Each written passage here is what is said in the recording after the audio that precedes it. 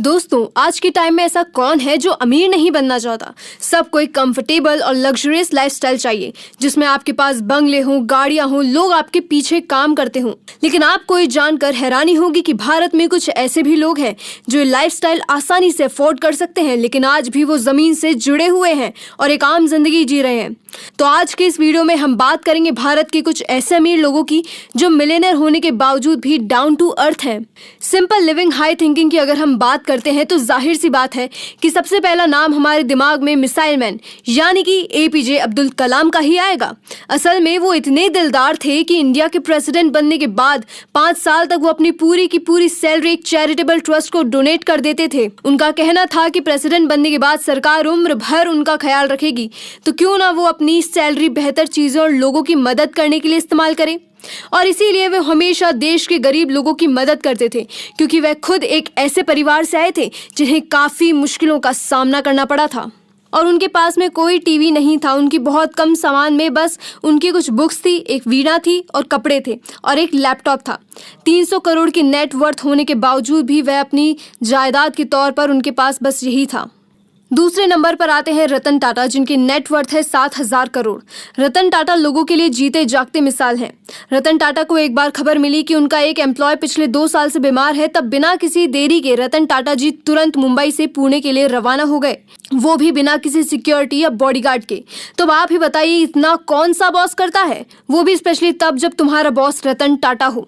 लेकिन उनके लिए कोई नई बात नहीं थी, क्योंकि वो अपनी 30 कंपनी में काम करने वाले हर एम्प्लॉय को उसके नाम से जानते हैं, क्योंकि उनके लिए उनके एम्प्लॉयज और उनकी खुशी काफी इंपॉर्टेंट है। इसलिए 26/11 के अटैक के समय उनके 80 एम्प्लॉयज पर इफेक्ट हुआ था, तब खुद सबके घर जाकर उनसे मिले थे। साथ ही उन्होंने सारे एम्प्लॉयज और उनकी फैमिली के लाइफ ट्रीटमेंट की और उनके बच्चों की पढ़ाई की सारी जिम्मेदारी भी ली थी।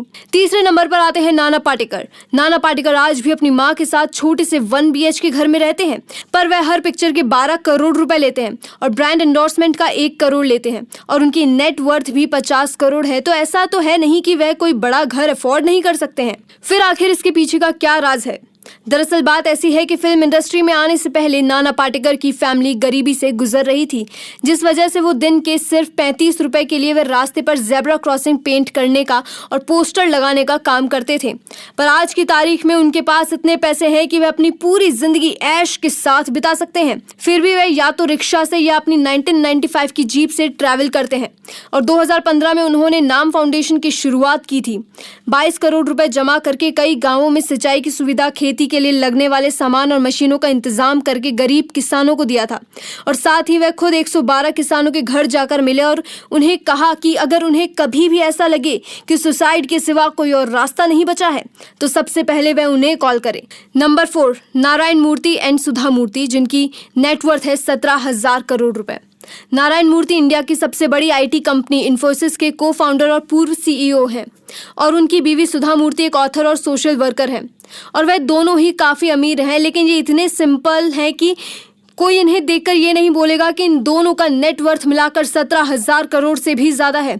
आपको बता दें कि इन दोनों ने मिलकर पूरे देश में 70,000 से भी ज़्यादा लाइब्रेरीज खोली हैं।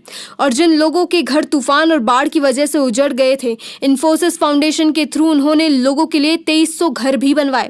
फिर जब 2018 में कर्नाटका के कोडागु डिस्ट्रिक्ट में बहुत ही भयंकर बाढ़ आई थी, तब भी उन्होंने इस बाढ़ से पीड़ित परिवारों के लिए 25 करोड़ रुपए डोनेट किए थे। और कोविड के दौरान दोनों ने करीब 150 करोड़ डोनेट किए थे। लेकिन आपको बता दें कि सुधा मूर्ति जी ने सबसे ज्यादा दिल जीतने वाला काम किया है। वो सेक्स वर्कर्स और ट्रांसजेंडर्स को उनके अधिकार प्रदान करने के लिए दिन रात काम करती रहती हैं, और इसी वजह से इन्होंने अब तक 3,000 औरतों की जिंदगी बदल दी है। नंबर 5 पर आते हैं सोनू सूद। इनकी नेटवर्थ है 130 करोड़। वैसे तो सोनू सूद फिल्मों में विलेन के रोल में नजर आते हैं, लेकिन असल जिंदगी में वो एक हीरो से कम नहीं है। सोनू सूद जो महामारी के दौरान गरीबों के लिए मसीहा बनकर सामने आए थे। पैंडेमिक की शुरुआत में जब सरकार ने लॉकडाउन लगा दिया था, तब मजदूर, ट्रेन, बस सभी चीजें बंद होने के कारण घर नहीं जा पा रहे थे, और उनके लिए शहरों में बिना काम के रहना बहुत ही मुश्किल हो रहा था। इसी वजह से वो पैदल ही अपने घर निकल रहे थे। लेकिन जब ये बात सोनू सूद को पता चली, तो उन लोगों की मदद करने से वो खुद को रोक नहीं पाए, और अब तक उन्होंने 7.5 लाख लोगों को अपने घरों तक पहुंचाया है, और साथ ही रोजाना करीब 45,000 लोगों में खाना भी बंटवाया है। अगर आप भी इन लोगों से इंस्पायर हुए हैं तो इस वीडियो को लाइक करें और शेयर करें।